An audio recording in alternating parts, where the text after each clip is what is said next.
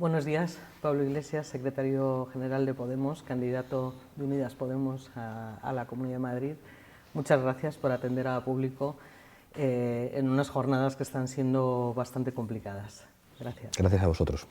Bueno, cuando Vox irrumpió en la política nacional se habló mucho de aplicar un cordón sanitario, ¿no? De hecho, en 2019 se hizo en la Eurocámara con Le Pen y con Salvini, y Francia y Alemania lo están poniendo en práctica en la realidad, ¿no? Pero ese marco desapareció ya hace tiempo. ¿Cree que es posible un cordón sanitario efectivo a la ultraderecha en España a estas alturas sin contar con el PP? Cuando nosotros utilizamos la palabra antifascismo después de la irrupción de Vox en las elecciones andaluzas, se dijo de todo contra nosotros y desde diferentes ámbitos políticos. Hoy eso ha cambiado y es impresionante pues, escuchar a Ángels Barceló o a Pepa Bueno hablar abiertamente de demócratas y fascistas, pero creo que había que haber reaccionado antes. O sea, creo modestamente que nosotros acertamos al hablar de esos peligros y que ahora estamos en una fase distinta. El PP está atrapado por Vox. Cuando Pablo Casado, en la moción de censura de Abascal, hizo un discurso, digamos, de derecha democrática, nosotros dijimos allí que llegaba demasiado tarde, que ese discurso se podía quedar solamente en palabras, porque en el fondo ellos ya dependían de Vox para gobernar en muchísimos territorios y comunidades autónomas y para establecer su estrategia de oposición en el Estado, que eso llegaba demasiado tarde. El Partido Popular, por desgracia, forma parte ya de una estrategia trumpista que tiene, digamos, dos ramas muy evidentes, que son el Partido Popular y Vox. Esto nosotros lo llevamos diciendo desde hace tiempo. Yo hice un libro con Enric Juliana, y hace tiempo ya de esto, y Juliana hablaba del pianista Aznar con 3 teclados. El teclado que sonaba, digamos, más juvenil, más moderno, que sería Ciudadanos, el más tradicional, que era el Partido Popular, y el más bronco, el más agresivo, el más grave, que era Vox. De Ciudadanos ya no va a quedar prácticamente nada y queda eso, digamos, esa versión trumpista española. Esto que voy a decir es fuerte, pero es la verdad. Supone una amenaza para la democracia y para nuestra convivencia. Y creo que el cordón democrático lo tenemos que tejer los demócratas y espero poco del Partido Popular porque es evidente lo que están haciendo. Usted el otro día se levantó de un debate electoral después de que la candidata de Vox, Rocío Monasterio, se negara a condenar las amenazas de muerte que ha recibido usted, que ha recibido el ministro del Interior y la directora general de la Guardia Civil. A usted le siguieron Mónica García de Más Madrid, que también se levantaron, y el Partido Socialista. Después ustedes dijeron que no iba a haber más debates con la ultraderecha, que es una posición a la que también después se sumó Más Madrid. Dijo que no iba a debatir más con la ultraderecha. ¿Cree que este rechazo a seguir debatiendo con la ultraderecha marca un antes y un después en el tratamiento del resto de formaciones políticas a Vox? La secuencia no fue así. Yo creo que para entender lo que ocurrió no hay que entender lo que yo hice, sino entender cómo lo vivió la gente. Lo que yo hice inicialmente, es decir, si esta persona no se retracta de esas declaraciones en las que ha puesto en duda que hayamos sido amenazados de muerte, mi padre, mi madre, mi compañera y yo, el ministro del Interior, la directora de la Guardia Civil, si no se retracta, creo que la cadena no le debería permitir seguir aquí, y si le permite seguir aquí, nosotros nos vamos a marchar. Cuando yo hice eso, la cadena no compartía lo que yo hice, y las formaciones políticas que estaban sentadas ahí tampoco lo compartían. Entendían que era preferible discutir y rebatir con argumentos. Es después de que una marea de gente a través de las redes sociales diga por fin alguien ha hecho lo que había que hacer, es cuando todo el mundo entiende lo que había que hacer. Esta secuencia es importante porque los antes y los después no los marcamos tanto los líderes políticos como un estado de opinión. En lo que yo hice, que tenía que ver con con un elemento de dignidad democrática. Lo fundamental no es que yo lo hiciera, es que se produjo una conexión con cientos de miles de personas que entendieron que eso es lo que había que hacer. Y por eso, pues cuando se produce una pausa, entran los asesores y dicen, tendríais que estar escuchando lo que dice la gente, hay que salir de aquí, hay que dejar de hablar con la ultraderecha. Pero el mérito no es mío, ni de los que hora y media después entendieron que había que hacer eso. El mérito es de la gente que se dio cuenta de que la clave en esta campaña electoral es fascismo o democracia. ¿Qué le pasó por la cabeza cuando Rocío Monasterio cuestionó hasta por 2 veces la certeza de esas amenazas que habían recibido con las balas de fusiles de asalto? Creo que se me vio en la cara. Estaba en Televisión Española y la periodista me dijo a bocajarro, ha dicho Rocío Monasterio que no cree lo que usted ha dicho de la amenaza de muerte, ni lo que ha dicho el ministro, ni la directora de la Guardia Civil. Y en ese momento creo que se me nota que me quedo a cuadros y digo, pues entonces me voy a tener que replantear. Si nos vamos a tener que replantear si debatimos con alguien que estaba analizando algo tan grave como una amenaza de muerte. La llamada del ministro del Interior además me dejó claro que no es una de las amenazas de muerte habituales que recibimos, que esta tiene otras características, y no puedo comentar sobre ellas, pero otras características que hacen que tenga sentido estar preocupados. Y en el traslado de Televisión Española a la cadena SER estuve hablando con el equipo, es decir, es como esto ya está bien, no puede ser. O sea, no puede ser que esta dinámica de impunidad esté llegando tan lejos y cada vez se dé un paso más. A nosotros nos han atacado una sede con cócteles Molotov y no se ha detenido a nadie. Un ex legionario que formó parte de la seguridad privada de Vox en al menos un mitin aparece en un vídeo ufano haciendo disparos con fuego real de un militar profesional contra fotos de Pedro Sánchez, de Marlaska, de Irene Montero, de Echenique, de mí. Esto se denuncia y un juez lo archiva. Un juez entiende que no hay que retirar un cartel de Vox, que es una copia de uno de los carteles de la Alemania nazi, que decía: lo que cuesta mantener a una familia de sanos alemanes es lo mismo que cuesta mantener a un tarado. Había que poner límite a esto y decidimos plantear, si no se retractan, no se puede seguir debatiendo con la ultraderecha. Lo que luego pasó, creo que lo vio todo el mundo, la agresividad y lo que hicieron después. Es como vanagloriarse de le hemos echado de aquí, insistir en la deshumanización, chepudo, rata, digamos, es fascismo, deshumanizar al adversario político para crear un ambiente en el que la eliminación física de tu adversario, o sea, es como si tu adversario es una rata chepuda, no es un adversario político, es alguien susceptible de ser eliminado. Esto es terrible. Bueno, lo escribía yo justo en un artículo, ¿no? O sea, es el bullying, o sea, tiene todas las características del bullying, ¿no? Pero estaba haciendo un repaso por todas estas agresiones que ha ido sufriendo su partido y demás, y a esto hay que añadir además un año o más de un año de un acoso físico a las puertas de su vivienda contra su familia. ¿A qué achaca el hecho de que no haya ninguna imputación, de que parece al menos que no hay una persecución judicial a todos estos hechos?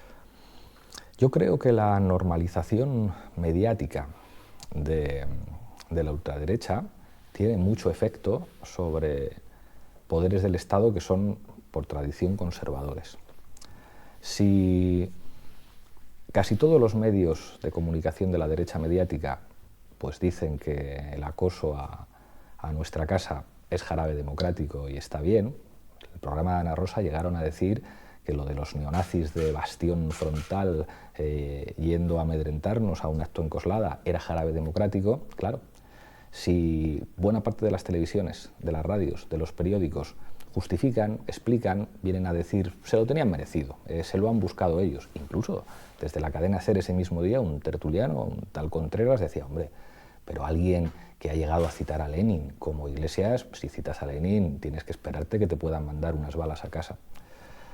Creo que ayer algunos periodistas fuisteis muy valientes al denunciar, con las implicaciones que eso puede tener en la carrera profesional de los periodistas, al decir no puede ser que se normalice como una opción política respetable el fascismo, porque eso además tiene una influencia enorme a la hora de normalizar ciertas cosas.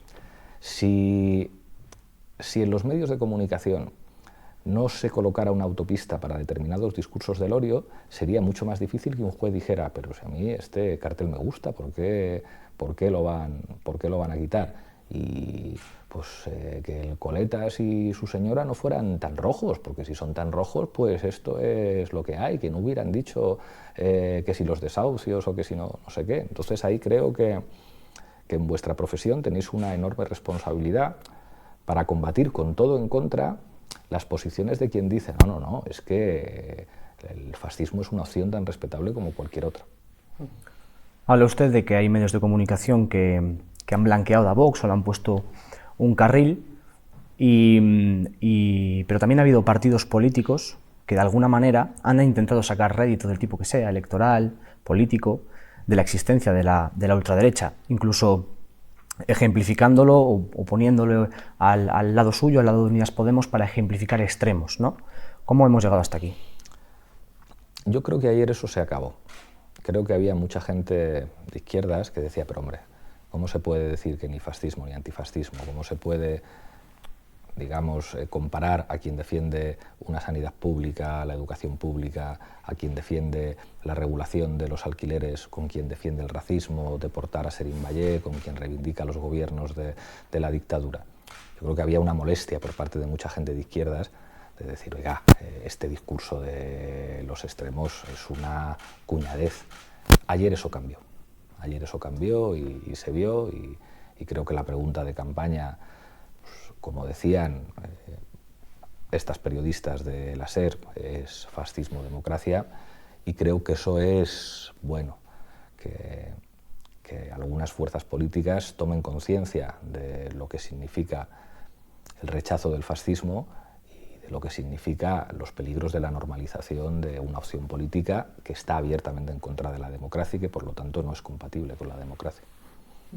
Es curioso de todas formas que al final la mayor parte de estos medios que han blanqueado este fascismo y que han blanqueado a Vox son los medios tradicionales que un día tuvieron una enorme influencia con sus ediciones en papel, pero que hoy ya esa influencia ha decaído absolutamente, y que además yo creo que no sale prácticamente de lo que es Madrid, o sea, es de aquí, o sea, porque es aquí donde se concentra toda la actividad política, ¿no? Y ahora usted se presenta como candidato a unas elecciones en Madrid que parece un feudo bastante complicado para lidiar con todas estas cosas. ¿Tiene esa percepción de que en Madrid hay ese añadido, digamos, ultra con respecto a otros lugares? Bueno, Madrid para la ultraderecha, entendiendo la ultraderecha en sentido amplio, con ese piano trumpista que tiene dos teclados, Ayuso y Vox, Madrid ha sido para esa derecha fundamentalmente un espacio de desobediencia frente a la ley, la Constitución y el gobierno que ellos llaman socialcomunista. Ellos han configurado un Madrid que quieren que sea diferente, cada vez más distinto al resto de España. El hecho de que en la Comunidad de Madrid tengamos los peores datos de gestión sanitaria de la pandemia en todos los aspectos, creo que el otro día en el debate quedó demostrado, revela que para el Partido Popular en la Comunidad de Madrid la pandemia no era una desgracia que había que enfrentar con recursos públicos, sino una oportunidad para hacer caer al gobierno. Y al mismo tiempo han diseñado en 25 años una estructura de poder que vincula a enormes poderes económicos y poderes mediáticos con tramas de corrupción. No hay que olvidar que el origen del poder del Partido Popular en Madrid está en la compra de 2 diputados del Partido Socialista y que han ido a todas las elecciones haciendo trampas mediante mecanismos de financiación ilegal. Pero ojo, Madrid sigue siendo enormemente importante por lo que proyecta. Lo que se llama, digamos, medios madrileños o prensa madrileña llega muy lejos. Ayer el telediario de Antena 3 explicaba lo que ocurrió en la SER como un tenso enfrentamiento entre Unidas Podemos y Vox. Es como que un tenso enfrentamiento. Si nosotros lo único que pedimos es que se retractaran de haber puesto en duda unas amenazas de muerte enviando balas por carta, y si no se retractaban nosotros nos íbamos. Pero la manera de contarlo pues era como autopista a la ultraderecha, claramente. Precisamente porque saben que lo pueden perder, y que le podemos ganar, estamos viendo ese despliegue de agresividad que vemos en las últimas semanas. Los medios siempre han tenido como una apariencia de neutralidad. Pues, lógicamente cada uno tiene su línea editorial, sus valores, pero había una serie de normas deontológicas que había que respetar. No se puede mentir, se pueden marcar unos hechos de una manera distinta que otros, pero no se puede mentir. Y sin embargo, en los últimos tiempos, la derecha mediática y los grandes poderes mediáticos lo que han hecho es asumir la cultura del bulo. Y en eso nosotros somos un ejemplo. Han, digamos, difundido escandalosamente noticias falsas. Digamos, todo lo que representó en España que el periódico El Mundo durante años defendiera una teoría de la conspiración sobre los atentados del 11 de marzo, o con Jiménez Los Santos diciendo que eso eran los servicios secretos españoles y franceses, eso que fue un escándalo en aquel momento, que un periódico de esa importancia pudiera estar mintiendo diariamente, eso se ha convertido en la norma y no la excepción en buena parte de los medios de derechas. Y eso es porque están viendo que lo que ha ocurrido en el Estado, y es que hay un gobierno de coalición con nuevos aliados que tienen que ponerse de acuerdo, que tenemos que ponernos de acuerdo en la dirección de Estado, puede ocurrir en Madrid también. Y que cada vez estamos más cerca de que haya un gobierno de coalición de izquierdas que revierta esa dinámica de trasvase de recursos de lo público a lo privado en la educación, en la sanidad, y que construya un Madrid distinto, precisamente en una de las regiones más ricas de nuestro país. Y eso explica la enorme agresividad que hay y eso explica el empuje mediático y el oxígeno que le dan a la ultraderecha. No es normal que Ana Rosa Quintana haga retweet a la cuenta oficial de Vox. No es normal que Ana Rosa Quintana mienta abiertamente diciendo no, lo de las residencias era culpa de los de Unidas Podemos. Decir, pero por Dios, o sea, si todo el mundo ha visto las órdenes de traslado, todo el mundo escuchó a Ayuso decir en el programa de Sonsoles Onega, las residencias son mi competencia, es escandaloso que se pueda mentir de una manera tan agresiva y que se asuma, digamos, la forma trampista de hacer política, y esto responde a que saben que pueden perder lo que pensaban que era su cortijo. En democracia se da siempre una paradoja de la tolerancia, por la que siempre hay que brindarle a todos los partidos políticos, en la teoría, ¿no? Hay que brindar a todos los partidos políticos la oportunidad o la igualdad de oportunidades de expresar sus discursos, sus ideas, pero ¿cómo se defiende una democracia desde el precepto democrático de tener que respetar o de tener que dar voz a partidos o a formaciones o a fuerzas políticas que van en contra de los principios democráticos? Es que en esto hay que dar una respuesta muy clara, una respuesta europeísta. En Europa, para ser demócrata hay que ser antifascista. Las democracias europeas nacieron de la victoria de los aliados sobre el nazifascismo, y la democracia no es compatible con defender el racismo, con defender el machismo, con defender la dictadura. Y esto hay que decirlo abiertamente. Y tiene que haber mecanismos para proteger a la propia democracia. Y esto hay que empezar a decirlo de manera clara. Fascismo y democracia no son compatibles, no lo son. Y creo que la experiencia europea del siglo XX debería implicar, a pesar de que en España esto es más difícil, porque España es la excepción europea en la medida en que aquí los del lado fascista de la historia ganaron la guerra, con las implicaciones que eso tuvo después. Pero en el momento en el que recuperamos la democracia, pues hay que decir con claridad que en democracia determinados planteamientos no son posibles. Las encuestas que se han conocido hasta ahora, con la salvedad del último flash del CIS, no eran precisamente positivas para el bloque de la izquierda, aunque ahora parece que sí que puede haber un equilibrio, incluso un avance, ¿no? por ese lado. Pero usted dice que sí que puede haber ese gobierno de izquierdas en Madrid el 4 de mayo. ¿Por qué piensa esto? ¿Qué es lo que ha podido cambiar entre el Madrid de hoy y el Madrid de los últimos 26 años? Las encuestas han empezado a tener cada vez más una función performativa, digamos, de tratar de prefijar la realidad antes de que la gente exprese esa realidad. Y creo que en estos 7 años hemos adquirido experiencia como para ser prudentes y decir, bueno, si no hace falta, dejen a la gente que vote y a ver lo que pasa. Creo que lo de ayer es un antes y un después, pero al mismo tiempo creo que nosotros hemos sido capaces de explicar que estas no son unas elecciones normales, que en estas elecciones hay un peligro real de que la ultraderecha llegue a una administración tan importante como la Comunidad de Madrid, y creo que hemos demostrado que le dábamos una importancia absoluta a estas elecciones haciendo un equipo como el que hemos hecho. No es normal que un vicepresidente del gobierno deje de serlo para ser candidato en una comunidad autónoma. Llevamos en la lista un ex GEMAZ, una ex directora general del Instituto de la Mujer, un teniente de alcalde y al mismo tiempo activistas, una abogada de la plataforma de afectados por la hipoteca, un maestro de instituto, además sindicalista y luchador antifranquista como Agustín Moreno. Creo que hemos ayudado a que la mayoría social madrileña, que no es de derechas, la derecha gana porque los niveles de participación en los 30 distritos, pueblos y ciudades donde son mayoritarios es mucho más alta que en el 70% de lugares donde ganan las opciones políticas progresistas. Creo que estamos logrando que eso se entienda y que la movilización de la izquierda crezca.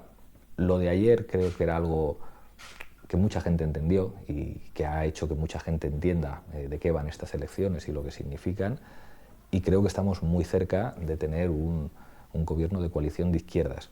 Si no fuera así, no se entendería la enorme agresividad de los aparatos, de los brazos mediáticos del poder, que después de lo que ocurrió ayer, la portada de hoy del diario ABC sea sobre Venezuela, es que tienen números que les preocupan. Su lema de campaña, el lema de campaña de Unidas Podemos, es que hable la mayoría. ¿Quiénes forman parte o quiénes son la mayoría y quiénes son la minoría? Lo explicaba antes, es algo perfectamente verificable. El Partido Popular no es mayoritario en la mayoría de los distritos, pueblos y ciudades de la Comunidad de Madrid, solo en el 30%. Lo que pasa es que en ese 30% hay una participación masiva. Votan siempre todos. Lo que nosotros estamos diciendo es que simplemente si la gente de Móstoles, de Parla, de Alcorcón, de Leganés, de Vallecas, de Canillejas, de San Blas, de La Elipa, sale a votar con niveles de participación equivalentes a los niveles de participación del barrio de Salamanca o de Pozuelo, la mayoría va a ser esta vez la que decida, y no va a ser Pozuelo o el barrio de Salamanca el que decida qué políticas se aplican en Parla, en Getafe o en Leganés. Desde el principio de la campaña, las formaciones de izquierda, Gabilondo, Mónica García y usted han optado por una campaña amable, digamos, ¿no? De no confrontación. Lo sucedido ayer refuerza esa colaboración y va a llevar esa unidad de la izquierda más allá del pacto de no agresión. O sea, yo creo que... ¿Han hablado ustedes entre ustedes después de lo de ayer? Sí, intercambiamos mensajes de cariño, de afecto. Uno de los grandes errores de la izquierda ha sido no calcular el efecto desmovilizador de las luchas entre la izquierda, de los codazos, de las pullas. O sea, muchas veces se ha dicho, no, por separado mejor, pero claro, si la gente nos ve a la gresca entre nosotros, eso tiene un enorme efecto desmovilizador. Llevamos explicándolo desde el principio. Nosotros hemos recibido algunas pullas y algunas críticas, pero respondimos diciendo ni una crítica ni un ataque al resto de opciones progresistas. Y creo que el resto de opciones progresistas lo ha entendido y ha comprendido que la clave para que ganemos y sumemos es que se nos vea de otra forma. La rectificación de Gabilondo el otro día en el debate creo que es muy elocuente en ese aspecto. Y que ayer, ¿lo habían hablado antes o usted se lo encontró ahí en el debate? Me llamó la atención que fuera tan claro. O sea, yo entiendo las estrategias y que fueran hacia votantes de derechas diciendo cosas de derechas, transmití que me parece que eso no funcionaba, para ganar a la derecha hay que hacer cosas distintas, pero creo que eso no es malo, igual que ayer finalmente rectificaran y entendieran que con el fascismo no hay que debatir, y creo que es buena noticia que ante lo que estaba diciendo la gente dijeran teníamos que habernos ido, vámonos cuanto antes. Gabilondo insiste en que en este momento económico no se pueden subir los impuestos. Y usted ha dicho, ha calificado que una reforma fiscal es una medida que es característica propia de un gobierno de izquierdas. Pero más allá de eso, la reforma fiscal, en los términos en los que ustedes la plantean, ¿es una línea roja para Unidas Podemos? El término subida de impuestos es un marco que le gusta a la derecha. ¿Subida de impuestos a quién? Nosotros estamos defendiendo bajar los impuestos. Bajar los impuestos a trabajadores y autónomos que tienen ingresos más bajos y el tipo más bajo de IRPF, nosotros estamos de acuerdo con bajarlo.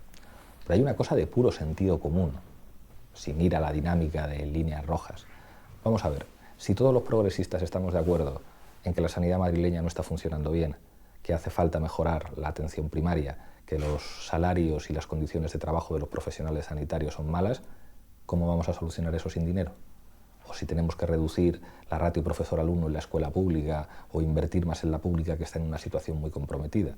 Estamos en la comunidad autónoma de España que menos invierte en sanidad y que está muy lejos de lo que debería invertir en educación.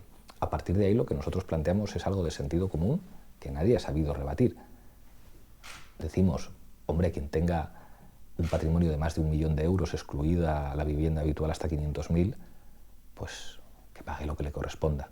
Quien tenga una herencia de más de 1 millón de euros, pues que no tenga las bonificaciones, y que quien tenga una herencia de más de medio millón, pues que tenga un poco menos, y el resto todas las bonificaciones. Esto es de sentido común. No es un problema de debate entre partidos, es un problema de, hombre, si vamos a hacer un gobierno de izquierdas que se haga notar en lo que respecta a la sanidad y a la educación, o adecuamos la fiscalidad madrileña al artículo 31 de la Constitución española y a lo que está diciendo todo el mundo en todas partes. Hasta Joe Biden está diciendo, no nos podemos permitir esto de que los ricos no se esfuercen como corresponde. El propio Fondo Monetario Internacional, como le dijo Yolanda Díaz a Teodoro García Egea en el Congreso de los Diputados. Creo que esto es de sentido común. Yo entiendo que Gabilondo, digamos, quiera todavía mantener algunos elementos discursivos más propios de la derecha, a ver si atrae cierto electorado, pero creo que eso no es sensato. Y creo que además la gente sabe que cuando nosotros estamos, los acuerdos firmados y digamos, las promesas de izquierdas no se quedan en promesas y saben que nosotros peleamos para que sean realidades. Hablaba de sanidad y educación, pero esta legislatura va a durar 2 años. ¿Son suficientes 2 años como para implementar todos estos cambios y conseguir otra realidad distinta, al menos en estos 2 ámbitos? No, necesitamos 1 década o 2 en la Comunidad de Madrid, pero eso no quiere decir que estos años haya que estar dormidos. Estos años no son, digamos, como una prórroga hasta las próximas elecciones. En 2 años se pueden hacer muchísimas cosas. Y de lo que hagamos en los próximos años va a depender que nos reelijan dentro de 2 años. ¿Qué prioridades se marcan para ese eventual gobierno de coalición con Más Madrid y PSOE? Sanidad y educación, creo que es evidente. Hace falta invertir más en sanidad para mejorar la atención primaria y las condiciones de trabajo de los profesionales. Hace falta reducir la ratio profesor-alumno y invertir más en la educación pública, contratar más profesores. Hace falta también regular los precios del alquiler. Creo que vamos a lograr una ley estatal que nos dé el marco para que, sobre todo, los jóvenes puedan acceder a un alquiler. Hay algunas cosas que hemos planteado que son perfectamente viables, como que los tratamientos bucodentales, el dentista o quien necesita unas gafas, eso puede estar cubierto al 100%, estamos hablando de una de las regiones más ricas de España, y luego asumir que para el desarrollo económico de la Comunidad de Madrid hace falta un sector público emprendedor. Por eso nosotros defendemos la creación de una empresa pública de participaciones industriales para ayudar a las empresas de la Comunidad de Madrid y, por supuesto, la creación de una banca pública madrileña que pueda pues, cumplir la función de servicios financieros en forma de crédito para que el tejido empresarial pequeño y mediano, y así como los autónomos, puedan desarrollar su actividad. Usted es secretario general de Podemos y desde el Gobierno en este último año y medio han impulsado medidas importantes como el ingreso mínimo vital, los ERTE, el despliegue del escudo social en la pandemia del coronavirus. Y sin embargo, las encuestas les castigan, y no solo específicamente en Madrid. ¿Cree que el coste de entrar en el Gobierno está siendo demasiado alto para el partido?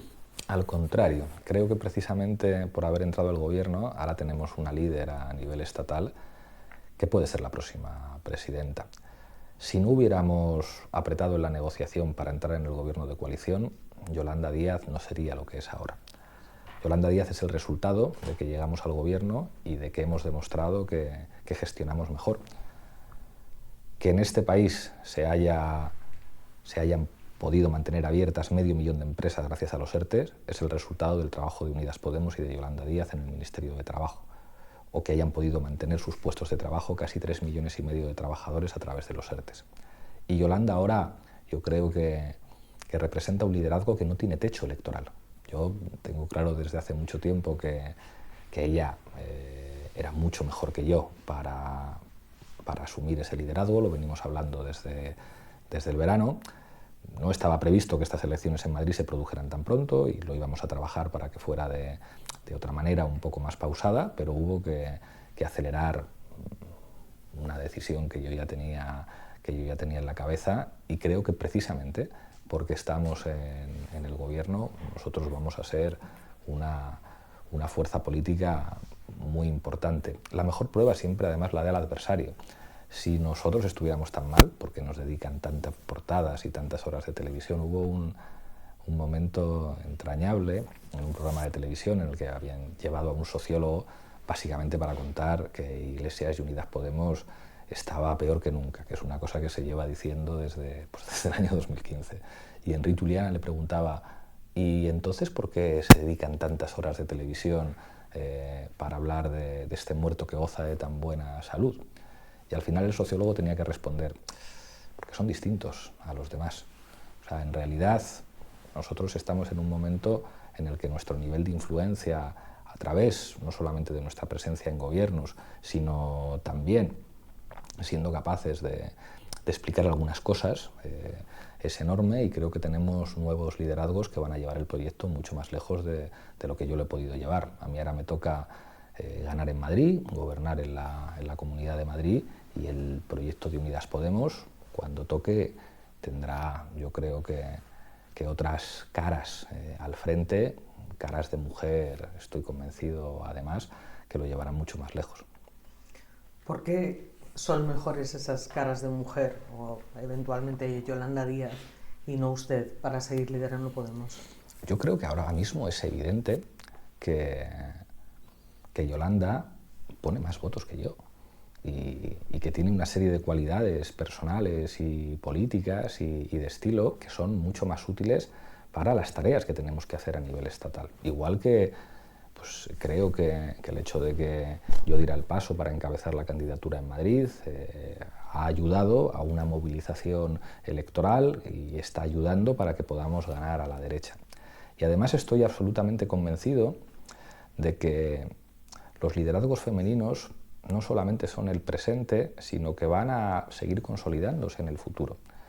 Una de las razones por la que es tan atacado el Ministerio de Igualdad de Irene Montero es porque saben que el futuro está ahí, que el movimiento de las mujeres está representando, en términos de transformación social en una dirección igualitaria, pues casi más que lo que representó el movimiento obrero en muchas épocas. Y estoy convencido que las organizaciones políticas de izquierdas, en particular en la nuestra, los liderazgos femeninos van a ser los dominantes. ¿Qué papel ha jugado en esa decisión de renovar los liderazgos de Unidas Podemos el hostigamiento que han sufrido usted y su familia en todo este tiempo? Todas las cosas que te hacen, digamos, tienen sus efectos. En este caso, no solamente el hostigamiento en forma de acoso, sino el hostigamiento mediático, que te puede ir, digamos, como reduciendo los espacios. Claro que tiene efectos que durante muchísimos años pues casi todo lo que se escriba o lo que se diga en las televisiones o en las radios sobre una serie de dirigentes políticos concretos sea malo. Entonces, claro que eso tiene sus efectos y uno tiene que estar preparado para, digamos, que haya diferentes jugadoras y jugadores con diferentes roles que tienen que cambiar. Pero en realidad, el hecho de que a nosotros se nos ataque tanto y que lo que hacen conmigo y con mi familia no tenga precedentes y que sea una barbaridad, lo hacen precisamente porque estamos transformando cosas. Este mes de mayo se cumplen 10 años del 15M, aquel movimiento que, bueno, terminó cambiando más cosas de las que mucha gente piensa, ¿no? Entre ellas la estructura del panorama político, ¿no? Que pasó de un bipartidismo a un multipartidismo, en parte gracias al nacimiento de Unidas Podemos, luego llegó Ciudadanos, o sea, y digamos que hubo ahí un asentamiento, ¿no? Ciudadanos está en una situación bastante crítica, Podemos, digamos que ha ido recortando algunas de las expectativas que pudo tener en su inicio. ¿Ve factible un eventual retorno a ese bipartidismo o esto ya ha venido para quedarse? El bipartidismo murió.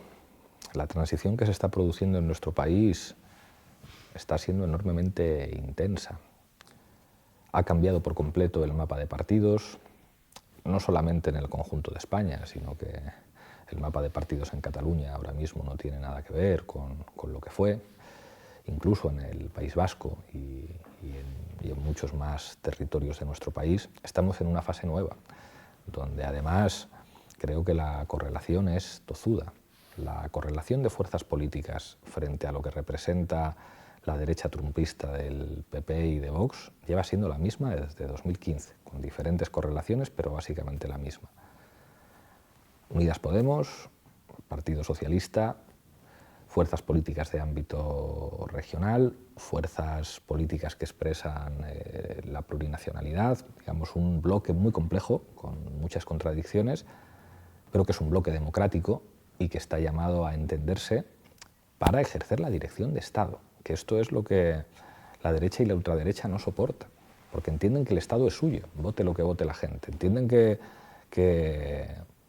bueno, pues que la judicatura puede ser un elemento de resistencia al gobierno, que es como, oiga, no, o sea, los jueces tienen que aplicar el derecho, no ser una suerte de contrapoder de la derecha española. Mire usted que las fuerzas y cuerpos de seguridad del Estado son funcionarios públicos al servicio del conjunto de la ciudadanía, no al servicio de la derecha.